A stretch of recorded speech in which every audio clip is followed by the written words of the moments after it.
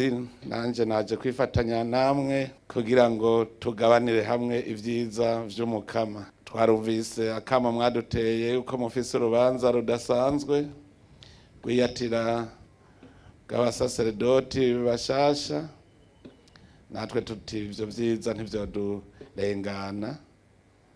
None rero reka mbanze nitangire nkeze Eklezia ya Gitega. Reka mbere naho bahora bavuga ngo n'uri ku munwa burakoroka, dukeze n'abasaseredoti bashasha. Nawe ntawe biza kwankira ngaha, reka tubakeze kandi tubaha ikaze mu busho bw'Imana buri ngaha muri iyi diyoseze.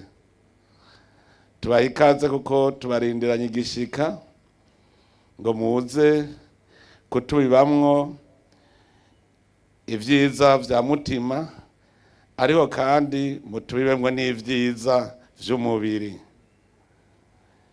Mvuze nti mutubibemwo ivyiza vy'umubiri kuko turi mu gihe koko co guhaguruka ngo dukore. Muri iki gihugu cacu twaramaze imyaka myinshi cane tubeshejweho no gutamikwa duhabwa kurushi, bica bituma twese tuba nk'intama ziri ngaho. Eka mbere na mwebwe nyene musanzwe twigisha ijambo ry'Imana mwaraduhubishije gatoyi muvuga ngo murabongere natwe turi intama, duca twibera intama butama. Intama niyo irindira yuko uyiturutsa ukaja kuyereka hirisha. Natwe twaciye twibera intama butama, twibagira ko turi intama abantu. None rero dushaka yuko muza kutwigisha kuba intama abantu, kuko umuntu ategerezwa kumenya ico yaremewe. Umuntu si uwo guhabwa kurushi. N'Imana igihe yarema umuntu yarabivuze iti uzokora iminsi 6 ku munsi w'indwi uruhuke. None hariho abantu ku wa mbere babicaye, ku wa kabiri babicaye, ku wa gatatu uko nyene, ku wa kane, ku wa gatanu, ku wa gatandatu ukazubona agiye mu ngoro y'Imana. abagiye kwibwira iki? Abagiye kuvuga ati narakoze bimwe wantuma, ubu rero nje uko ninahaza kuri uyu munsi wawe mutagatifu. Twebwe rero turakeneye ko tuva hasi tumenye ico twaremewe, iyi si tuyive ko harako tuyunguye. Erega Imana yaturemye kugira ngo tubandanye natwe iyi si tuyungura. Umuntu rero ashobora gukura akava mu bwana akazorinda asaza bamuha kurushi atihaye. None utihaye yoha abandi, utihaye bavyerekana ko atacakora abahabwa. None rero twebwe mu Burundi rutangure twikangure, tumenye yuko Imana yaturemye ngo tubandanye irema. Mbere no muri mwene Sirake nawe nyene yabarabivuze neza yuko ibikorwa by'amaboko yacu tutabikoze nta bisagara bizobaho, ntituzoronka aho tuba, ndetse n'imibiri yacu izopfa uko nyene.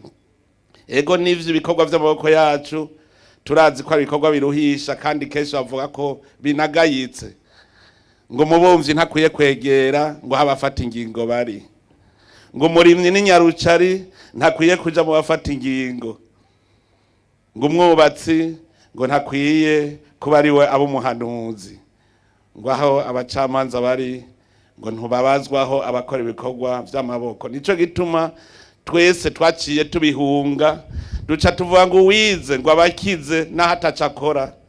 Ivyo rero nizo nyigisho dukeneye ko namwe mwodukaburira kugira ngo tugwanye inzara, kuko haraye inzara hazinduka inzigo. Naho muri bashasha muje ntimuze muhave mwitwaza rya jambo ryo mu banyekorenti ngo ko twababivyemwo ivyiza bya mutima ngo nta kitubuza ko natwe tubimburamwo ivyiza vy'umubiri. Hari aho ngo hava buvuga uko ngo muze kwimburamwo muri twebwe ivyiza vy'umubiri mutatweretse ingene tuvyimbura.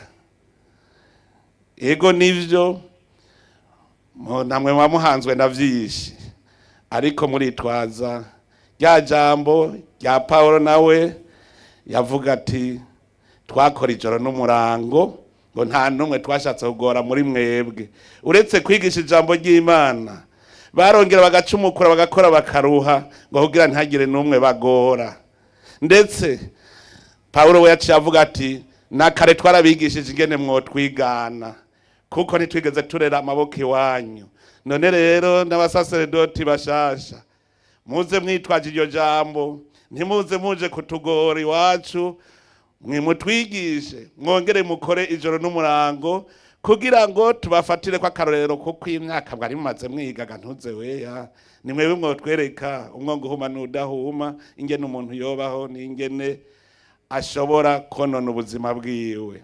Muratwigisha rero kubungabunga ubuzima bwacu kuko uyu mubiri wacu ni ingoro y'Imana. Mutwigishe kuyibungabunga tuyigaburira, tugaburira umubiri wacu mugabo kandi twongere tubungabunge kuko muri ibihe tugezemwo inyigisho ziri ubwoko bwinshi. Hari abigisha ibidakwiye no kuvugwa mu gwaruka ugasanga ariko bigisha ibitavugwa ivyo mu Burundi twebwe mu mico yacu tutopfa tuvuze. Nico gituma rero tubahamagarira kudukabura tugire wa mutima w'ubuntu, tuba abantu babikwiye. Aha ni baca muri diocese bazavuge bati twaciye ahantu hari abantu.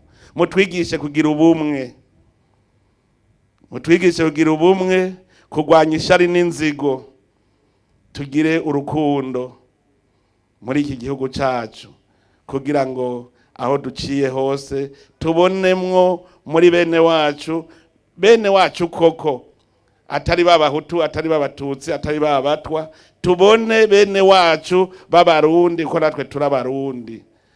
Mutwigishije ubwo bumwe tuzoheza vyose tubikorere hamwe kuko kanatsinda twama tubivuga turi kumwe twese birashoboka.